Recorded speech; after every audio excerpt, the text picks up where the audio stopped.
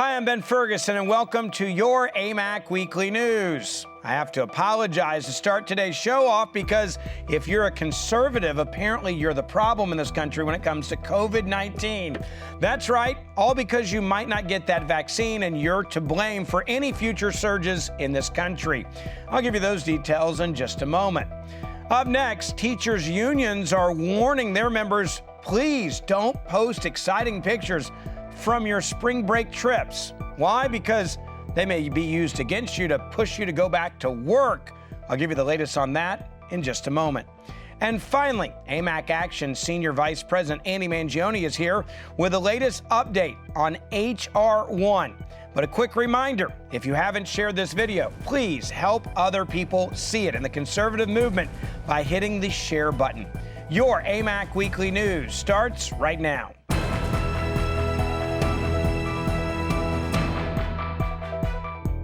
So the Biden administration's got a big PR problem right now. They're now allowing thousands and thousands of illegal immigrants to cross the U.S. border untested for COVID-19. Yet they have decided that you as a conservative are the new enemy number one in this country.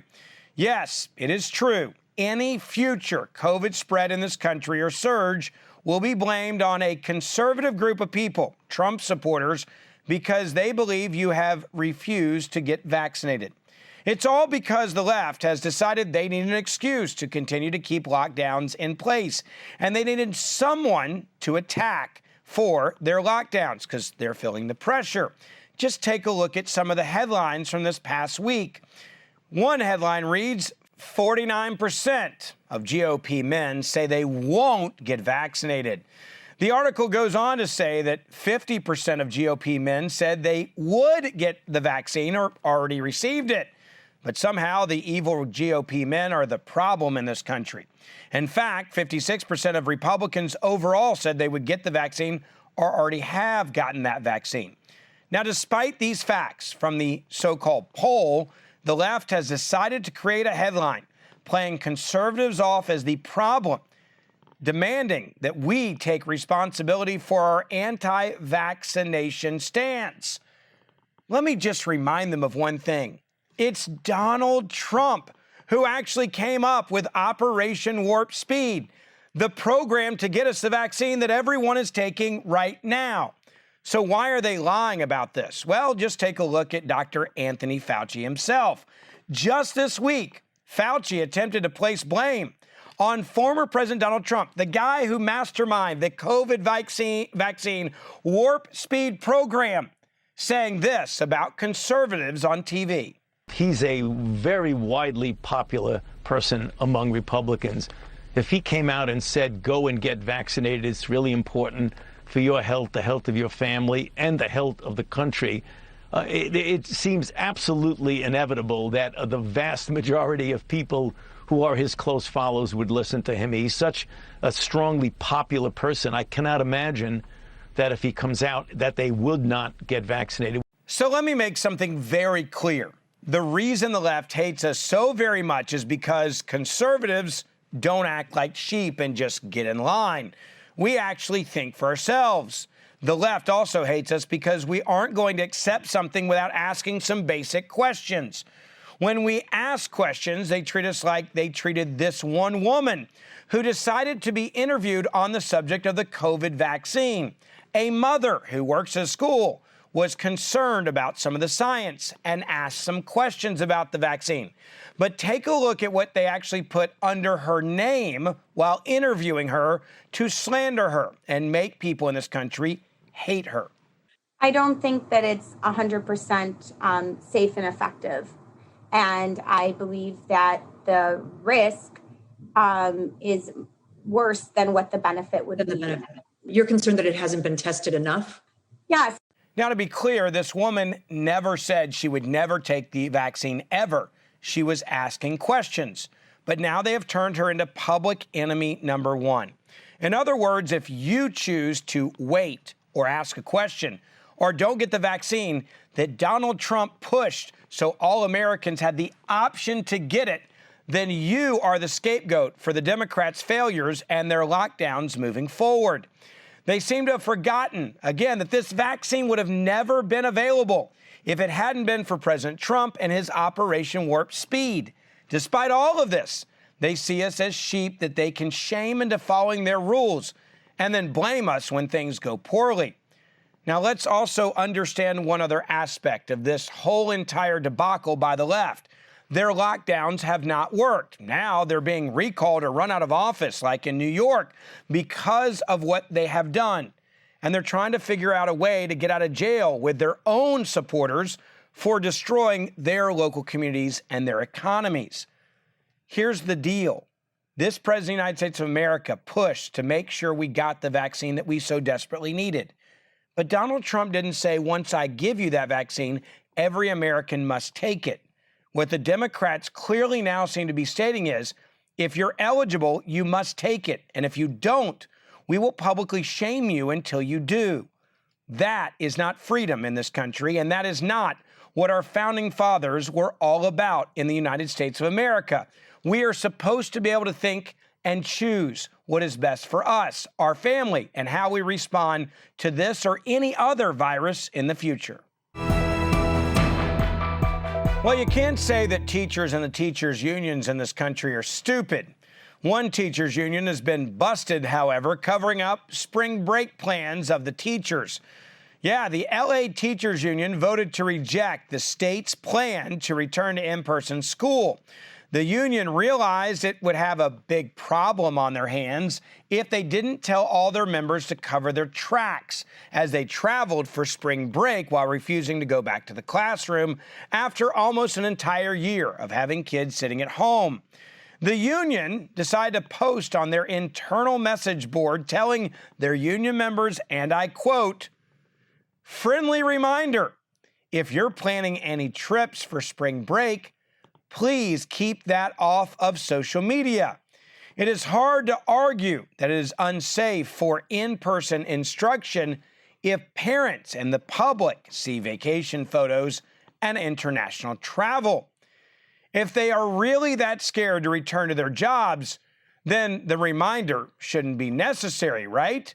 But of course, it's too unsafe for the teachers to be in the classroom, but it's not unsafe for them to take a week-long trip to Cabo or to Europe.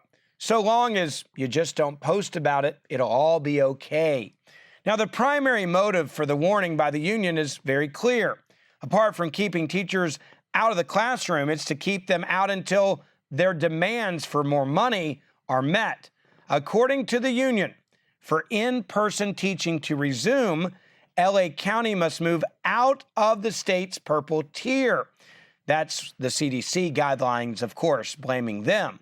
They also say we have to ensure that staff is either fully vaccinated or provided access to full vaccination. And certain coronavirus safety measures must be in place on campus before they return, as they make up new rules to keep students from actually getting a proper education. Dr. Fauci came out and released new information about the real measurements we should have been using all along when it comes to social distancing from the start. And guess what? If these social distancing rules are used, they should be back in the classroom right now in California. Don't worry, I'm sure the teachers union will figure out a way to get around this as well. Take a look at what Dr. Fauci had to say about the new guidance. And that's exactly the point I'm making, Chuck. What the CDC wants to do is they want to accumulate data, and when the data shows that there is an ability to be 3 feet, they will act accordingly. They have clearly noted those data. They are, in fact, doing studies themselves. And when the data are just analyzed, and it's going to be soon. I mean, Jake, you're asking the right questions. And the CDC is very well aware that data are accumulating, making it look more like 3 feet are okay under certain circumstances. Now, the best part about this Fauci clip that you just witnessed is the fact that he's acting like somehow this is new information. It's not. Fox News' Tucker Carlson made it clear that this is actually far from new data. It's been around for a long time, people around the world saying we didn't need 6 feet apart in schools, just 3 feet apart. Take a look. In fact, back in June of last year, One of the leading scientific journals in the world, The Lancet, not a small publication, came out with a study on social distancing, and it found this, quote, "For the general public, that would include schools, evidence shows that physical distancing of more than a meter is highly effective." Oh, so 3 feet was enough in June. They just didn't tell us that. Other medical experts were saying the same thing. In fact, last summer, Dr. Mark Eskett, the medical director for the Austin Public Health System, put it this way, quote, "I know that at 3 feet, there's about an 80% reduction of the transmission of the disease." So it's not actually new information. It was ignored information. And we made policy on the basis of bad information, not on the basis of science, on the basis of lies, justified by 19th century research into tuberculosis. So to recap for you, Fauci and other liberals in the teachers' unions have purposely and deliberately been holding out on putting out this information to the public sphere because the balance of power was in the favor of conservatives winning this battle if we knew what was really going on. It would actually put the kids back in the classrooms, and we couldn't do that until we got our demands met as a teachers' union. If this information would have been put out months ago, our kids wouldn't have missed out on an entire year of public education. We would have reopened the schools, and parents would have had their kids getting the education that they deserve. But this all goes back to the lies that they're attempting to force onto the minds of all Americans. We must keep the truth in the forefront, which is why AMAC is going to continue to keep you updated on the actual facts that the mainstream media won't tell you about. And finally, when they're forced to tell you about it, they act like it's new information, when in reality, it's been there all along. There are certain weeks that are really inspiring, and this past week has been one of those, as so many AMAC members have gotten in the fight to stop major legislation that would have a negative impact on our freedoms. Joining me now to talk about this is AMAC Action Senior Vice President Andy Mangione is here to talk to us about a significant victory, a big victory for AMAC members, and that is standing up, organizing, and fighting against one of the most pathetic bills I've seen in my lifetime, H.R. 1. There was a call to action, and people responded, and D.C. got very nervous because of this. Thanks, Ben. They're still getting nervous. AMAC Action initiated a call to action, as you mentioned, asking our members to contact their senators to tell them not to support H.R. 1, the For the People Act. Now, we launched this campaign this past Monday, and by midweek, over 108,000 emails were sent by AMAC members to U.S. senators. Now, obviously, Ben, AMAC members are fully engaged on this issue, but I also think this phenomenal response represents a snapshot of how Americans are feeling about the actions of Nancy Pelosi's House of Representatives and Joe Biden's White House during the first 50 or so days in office. In a word, people are upset and they want their voice to be heard. Now, we're greatly relieved to know that at least AMAC members are informed on H.R. 1, but more people need to be educated on just how bad this bill is as committee discussions commence on H.R. 1 in the Senate next week. And Ben, we're not done with our advocacy on this issue. We do plan on continuing this call to action for those AMAC members who have yet to respond next week, and we hope to generate another 100,000 or so emails to the U.S. Senate telling them to vote down H.R. 1. Let's talk about what's in this bill for people that may not be aware of just how terrible this bill is for freedom in this country. Give a couple highlights of some of the things that are so concerning that AMAC members should know about, and exactly the reason why you should start sending emails and get in with so many other conservatives who are saying, hey, we got to have our voices heard on this issue especially. Ben, there are many egregious parts to H.R. 1, the For the People Act. It's such a deceptive name. For one thing, it takes states out of the equation when it comes to oversight on federal elections. It inhibits their abilities to clean up their voter rolls. It forces states to require same-day voter registration and voting. It virtually eliminates any restrictions for vote by mail. And it really inhibits political free speech by creating a searchable government database for people who contribute to organizations and candidates. Now, just imagine this. Imagine you're just an average American and you contributed $50 to support a candidate that you like. All of a sudden, you could be subject to intimidation and harassment by groups or people who disagree with you because the government, thanks to H.R. 1, now has a searchable database for people who make contributions. This is bad news any way that you look at it. You know, Andy, there was some breaking news as you and I were doing this interview, and I just want to make sure I read this exactly correct for everyone watching. There is new data out that actually shows that 92,367 mail ballots in Nevada, for example, went to wrong addresses. This bill would allow for this to continue to happen in places like Nevada, where we know almost 100,000 ballots in Nevada went to completely wrong addresses. That is exactly right. The opportunity for fraud would be rampant with this bill. It's truly incredible. Again, people, if they want to get involved with this, Andy, and they want to get that list of who to email, where do they go to do that? They can go to amac.us.